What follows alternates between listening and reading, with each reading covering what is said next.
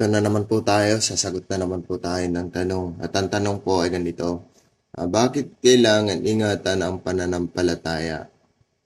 So yun ang tanong, bakit kailangan ingatan ang pananampalataya? Basahin natin yung unang Pedro 1:5. At ang nakasulat po ay ganito, nasa kapangyarihan ng Diyos ay iniingatan sa pamamagitan ng pananampalataya sa ikaliligtas na nahanda upang ihayag sa huling panahon.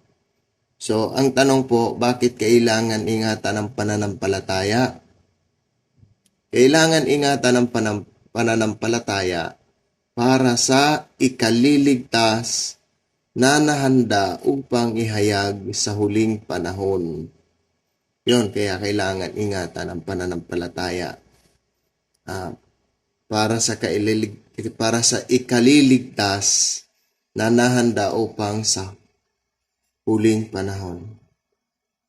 So sana may natutunan kayo ito sa kaunting vlog natin. So kung may tanong ka, pwede kang mag-comment. So hindi lang naman sa tanong na pwedeng mag-comment, pwede rin kayong tumutol kung mali para po makoreksyon po natin. Hanggang dito na lang. Paalam.